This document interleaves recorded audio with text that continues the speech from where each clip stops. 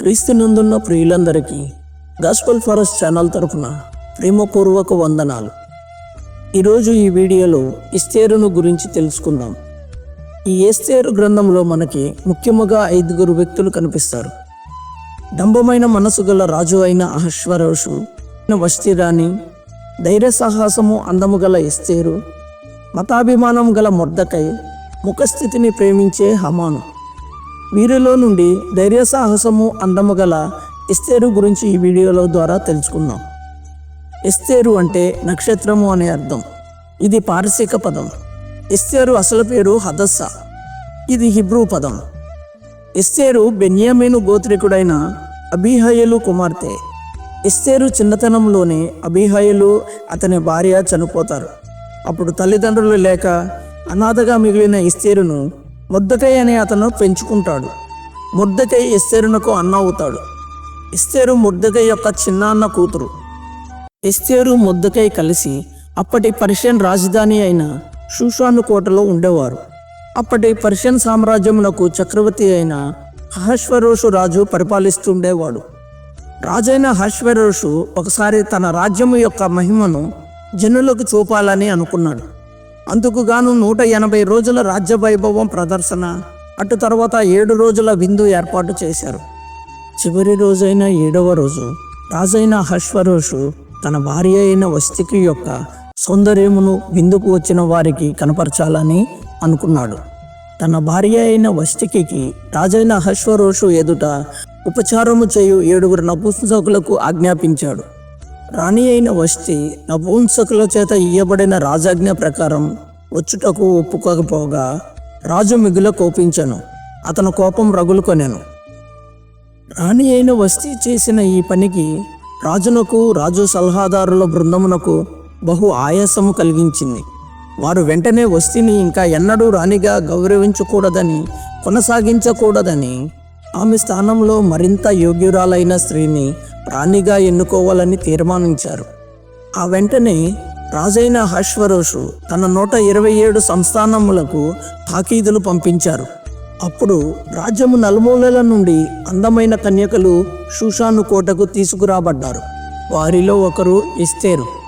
ఈ కన్యకులు అందరూ అహష్వరోషు రాజ్యంలో స్త్రీలకు కాపరియగు హేగే అనే నపుంసకుని వశంలో ఉండేవారు. హేగే ఈ స్త్రీలను రాజు సమ్ముఖమునకు వెళ్ళుటకు సిద్ధపరచుచూ ఉండేవారు. అప్పటికే మొర్దెకై ఎస్తేరుతో, నీ జాతిని, నీ వంశమును ఎవ్వరికీ కనపరచకూడదని ఎస్తేరునకు ఆజ్ఞాపించినందున ఆమె మొర్దెకై చెప్పిన మాటకు లోబడి తన గురించి, తన జాతి గురించి ఎవరికీ తెలపలేదు. అతి కొద్ది రోజులకే రాజు సమ్ముఖమునకు వెళ్ళుటకు ఎస్తేరు వంతు వచ్చింది. అప్పుడు స్త్రీలకు కాపరిగా ఉన్న హేగే అలంకరించిన అలంకారము కాక ఎస్తేరు మరి ఏమీ కోరుకునలేదు. హేగే ఎలా అలంకరిస్తే ఎస్తేరు అలా రాజు వద్దకు వెళ్ళింది. అప్పుడు ఎస్తేరును చూచిన వారందరికీ ఆమె యందు దయ పుట్టెను. మిగిలిన స్త్రీలందరికంటే రాజు ఎస్తేరును ఎక్కువగా ప్రేమించెను. రాజైన అహష్వరోషు రాజ్య కిరీటమును ఆమె తల మీద ఉంచి ఆమెను వష్టికి బదులుగా రాణిగా నియమించెను. అప్పుడు రాజు తన అధిపతులకందరికీ, సేవకులకందరికీ ఎస్తేరు విషయమై ఒక గొప్ప విందు చేయించి సంస్థానములలో సెలవు దినము ప్రకటించి రాజు స్థితికి తగినట్టుగా బహుమతులు ఇప్పించెను. ఒకరోజు మొర్దెకై రాజగుమ్మములో కూర్చొని ఉండగా రాజు యొక్క 2 షండులైన బిక్తాను, తెరేషు అను ద్వారపాలకులు కోపగ్రస్తులై రాజైన అహష్వరోషును చంపుటకు ఆలోచించుకొని ఉండిరి. ఈ సంగతి మొర్దెకైకి తెలియబడినందున అతడు దానిని రాణి అయిన ఎస్తేరుతో చెప్పాను. ఎస్తేరు మొర్దెకై యొక్క పేరిట రాజునకు దానిని తెలియజేశాను. ఈ సంగతిని గూర్చి విచారణ కాగా అది నిజమాయను. అందుచేత వారిద్దరూ ఒక చెట్టుకు ఉరి తీయింపబడిరి. ఇది రాజు ఎదుటనే రాజ్య సమాచార గ్రంథమందు వ్రాయబడెను.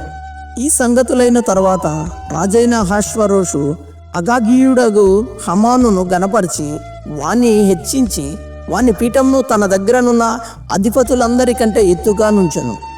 రాజు అంతఃపురానికి హమాను ఎప్పుడు వచ్చినా అక్కడ ఉన్నవారు అందరూ హమాను ముందు వంగి నమస్కారం చేయుచుండేవారు.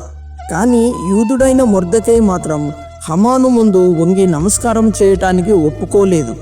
మొర్దెకై తన ఎదుట వంగి నమస్కరింపకయు ఉండుట హమాను చాలాసార్లు చూచినప్పుడు బహుగా కోపించి తన స్థాయికి మొర్దెకై యొక్కని ప్రాణము తీయుట చాలా స్వల్ప కార్యమని అనుకుని మొర్దెకైతో పాటు రాజ్యంలో ఉండే యూదులందరినీ సంహరించుటకు ఆలోచించెను. అంతటా హమాను అహష్వేరోషు రాజు దగ్గరకు వెళ్ళి, రాజా, మీ రాజ్యంలో ఒక జాతి వారు చెదిరి ఉన్నారు. వారి విధులు సకల జనుల విధులకు వేరుగా ఉన్నవి. వారు రాజు యొక్క ఆజ్ఞలను గైకొను వారు కారు. కాబట్టి వారిని ఉండనిచ్చుట రాజునకు ప్రయోజనకరము కాదు. రాజునకు సమ్మతి అయితే వారు హతము చేయబడినట్లు చట్టము పుట్టించమనగా, అప్పుడు రాజు తన చేతి ఉంగరము తీసి దానిని హమానుకిచ్చి, నీ దృష్టికి ఏది అనుకూలమో అది ఆ జనులకు చేయుమని సెలవిచ్చెను. అప్పుడు రాజైన అహష్వేరోషు పేరిట ఒక తాకీదులు వ్రాయింపబడి రాజు ఉంగరము చేత ముద్రింపబడి రాజ్యము అంతటా పంపబడెను. ఆ తాకీదులో వ్రాయబడింది ఏమిటంటే, అదారు అను 12వ నెల 13వ దినమందు యవ్వనులనేమి, వృద్ధులనేమి, శిశువులనేమి, స్త్రీలనేమి, యూదులనందరినీ ఒక్క రోజులోనే బొత్తిగా నిర్మూలం చేసి వారు సొమ్మును దోచుకోవాలని అందులో వ్రాయబడి ఉండెను. ఈ సమాచారం తెలియగానే మొర్దెకై తన బట్టలు చింపుకొని పట్టణము మధ్యకు వెళ్ళి మహాశోకముతో రోధించెను. అది గమనించిన ఎస్తేరు మొర్దెకై యొద్దకు వెళ్ళి అసలు ఏం జరిగినది అని అన్ని విషయాలు తెలుసుకొని రా అని ఒక పనివానికి ఆజ్ఞ ఇచ్చింది. అప్పుడు ఆ పనివాడు మొర్దెకై యొద్దకు వెళ్ళగా మొర్దెకై యూదులను నాశనము చేయుటకు హమాను పన్నుతున్న కుతంత్రాల గురించి చెప్పాడు. ఎస్తేరు, నీవే ఎలాగైనా ఈ విషయంలో రాజుతో మాట్లాడి నీ స్వజనులను రక్షించాలి అని కూడా చెప్పి పంపించాడు. ఆ పనివాడు తెచ్చిన సమాచారాన్ని విన్న ఎస్తేరు ఎంతగానో కంగారు పడింది. తన స్వజనులు అందరూ ఒక్క రోజులో చంపబడుచున్నారు. దానికి తోడు రాజు యొక్క ముందస్తు అనుమతి లేకుండా మరియు రాజు పిలవకుండా ఎవరైనా సరే రాజు సమ్ముఖమునకు వెళ్తే మరణం తప్పదు. ఆ సమయంలో ఎస్తేరుకు ఏం చేయాలో అర్థం కాలేదు. రాజు పిలవని కారణంన నేను రాజు దగ్గరకు నేరుగా వెళ్ళలేను కనుక ఈ విషయంలో నేను ఏమీ చేయలేకున్నాను అని మొర్దెకైకి జవాబు పంపించింది. అప్పుడు మొర్దెకై, రాజు మందిరంలో ఉన్నంత మాత్రమున యూదులందరికంటే నీవు తప్పించుకొందువని అనుకొనవద్దు. నీవు ఈ ఆపద నుండి నీ జనులను రక్షించుటకు రాణిగా అయ్యావో ఏమో ఆలోచించుకొనమని చెప్పాను. అప్పుడు ఎస్తేరు, అలాగైతే షూషానునందు కనబడిన యూదులనందరినీ సమాజ మందిరమునకు సమకూర్చి నా నిమిత్తము 3 దినములు ఉపవాసముండుడి. నేనును నా పనివారితో కూడా ఉపవాసము చేస్తాను. రాజు దగ్గరకు ప్రవేశించుట న్యాయ వ్యతిరేకముగా ఉన్నను నేను రాజునద్దకు వెళ్ళెదును. నేను నశించినను నశించదను అని మొర్దెకైకి జవాబు పంపాను. అప్పుడు మొర్దెకై బయలుదేరి ఎస్తేరు తనకు ఆజ్ఞాపించిన అంతటి ప్రకారముగా జరిగించెను. 3 రోజులు గడిచిన తర్వాత ఎస్తేరు రాజభూషణములను ధరించుకొని రాజునగరు యొక్క ఆవరణములో రాజు సన్నిధికి వెళ్ళి నిలిచెను. రాణి అయిన ఎస్తేరు ఆవరణములో నిలవబడి ఉండుట రాజు చూడగా ఆమె యందు అతనికి దయ పుట్టెను. రాజు తన చేతిలో నుండి బంగారపు దండమును ఎస్తేరు తట్టు చూపగా ఎస్తేరు రాజు సముఖమునకు వెళ్ళింది. అప్పుడు రాజు, రాణి అయిన ఎస్తేరు, నీకేమి కావాలను? నీ మనవి ఏమిటని అన్నారు. అందుకు ఎస్తేరు, రాజునకు యుక్తముగా తోచిన ఎడల నేను రాజు కొరకు సిద్ధము చేయించిన విందునకు రాజును హమానును రావాలనని కోరుచున్నానని చెప్పింది. రాజు దానిని అంగీకరించెను. ఆ రోజు రాజును హమానును ఎస్తేరు చేసిన విందుకు వచ్చిరి. రాజు ద్రాక్షారసము విందులో కూర్చొని ఎస్తేరును చూచి, ఎస్తేరు, నీ కోరిక ఏమిటి? అది నీకు అనుగ్రహింపబడును. నీ మనవి ఏమిటి? అది రాజ్యములో సగము మట్టుకైనను చేయబడునని చెప్పగా, అప్పుడు ఎస్తేరు రాజునకు యుక్తముగా తోచిన ఎడల నేను రాజు కొరకు సిద్ధము చేయించిన విందునకు రాజును హమానును రేపు కూడా రావాలనని కోరుచున్నానని చెప్పింది. ఆ దినమందు హమాను సంతోషించి మనోల్లాసము గలవాడై బయలువెళ్ళి రాజగుమ్మమునందు నుండి మొర్దెకై తన చూచియు అతడు లేచి నిలవకయు కదలకయు ఉన్నందున మొర్దెకై మీద బహుగా కోపించెను. రాణి అయిన ఎస్తేరు తాను చేయించిన విందునకు రాజును నన్ను తప్ప మరి ఎవరిని పిలిపించలేదు. రేపటి దినమును కూడా రాజుతో కలిసి విందునకు రమ్మని నాకు సెలవైనదని తెలియజేసెను. అయితే యూదుడైన మొర్దెకై రాజు గుమ్మమున కూర్చుని ఉండుట నేను చూచినంత కాలము ఆ పదవి అంతటి వలన నాకు ప్రయోజనమేమీ లేదని చెప్పగా, అతని భార్య అయిన జెరెషును అతని స్నేహితులందరూ 50 మూరల ఎత్తుగల యొక్క ఉరుకొయ్యి చేయించుము, దాని మీద మొర్దెకై ఉరిదీయింపబడినట్లు రేపు నీవు రాజుతో మనవి చేయుము, తరువాత నీవు సంతోషముగా రాజుతో కూడా విందునకు పోదువు అని అతనితో చెప్పిరి. ఈ సంగతి హామానునకు యుక్తముగా కనపడినందున అతడు ఉరుకొయ్యి ఒకటి సిద్ధము చేయించెను. ఆ రాత్రి రాజుకు నిద్ర పట్టకపోయినందున రాజ్యపు సమాచార గ్రంథము తెప్పించి చదివించుకునెను. ద్వారపాలకులైన బిక్తాను తెరేషు అను రాజు యొక్క 2 నపుంసకులు రాజును చంపాలని యత్నించిన సంగతి మొర్దెకై తెలిపినట్టు అందులో వ్రాయింపబడి ఉండెను. అప్పుడు రాజు ఆ సంగతి విని, ఇందు నిమిత్తము మొర్దెకైకి బహుమతి ఏదైనాను ఘనత ఏదైనాను చేయబడినా అని అడగగా, రాజు సేవకులు అతనికేమీ చేయబడలేదని ప్రత్యుత్తరమిచ్చిరి. అప్పుడే హామాను తాను చేయించిన ఉరికొయ్య మీద మొర్దెకైని ఉరితీయింప సెలవిమ్మని రాజుతో మనవి చేయడానికి రాజునగర యొక్క ఆవరణములోనికి వచ్చి ఉండెను. రాజు హమానును లోపలికి రానియుడని సేవకులతో చెప్పగా హమాను లోపలికి వచ్చెను. రాజు హమానుతో, రాజు గణపరచనపేక్షించు వానికి ఏమి చేయవలెనని రాజు అతనిని అడుగగా, హమాను రాజు నన్ను గణపరచనపేక్షించునని తనలో తాను అనుకొని రాజుతో ఇట్లనెను, రాజు గణపరచనపేక్షించు వానికి చేయతగినదేమనగా, రాజు ధరించుకొను రాజవస్త్రములను, రాజు యొక్క గుర్రమును, రాజు తన తల మీద ఉంచుకుని రాజకిరీటమును ఒకడు తీసుకుని రాగా, ఘనులైన రాజు యొక్క అధిపతులలో ఒకడు ఆ వస్త్రములను ఆ గుర్రమును పట్టుకొని రాజు గణపరచనపేక్షించు వానికి ఆ వస్త్రములను ధరింపజేసి ఆ గుర్రము మీద అతనిని ఎక్కించి రాజవీధులలో అతని నడిపించుచు, రాజు గణపరచనపేక్షించు వానికి ఈ ప్రకారముగా చేయుతగునని అతని ముందర చాటింపవలెను. అందుకు రాజు, నీవు చెప్పిన ప్రకారమే అవన్నీ వెంటనే రాజు గుమ్మమునొద్ద కూర్చుండి ఉన్న మొర్దెకైకి అలాగుననే చేయుము. నీవు చెప్పిన దానిలో ఒక్కటి కూడా విడువక అంతయు చేయుమని హమానుకు రాజు ఆజ్ఞ ఇచ్చెను. ఆ ప్రకారమే హమాను మొర్దెకైకి చేసెను. తరువాత మొర్దెకై రాజు గుమ్మమునొద్దకు వచ్చెను. అయితే హమాను తల కప్పుకొని దుఃఖించుచు తన ఇంటికి త్వరగా వెళ్ళిపోయాను.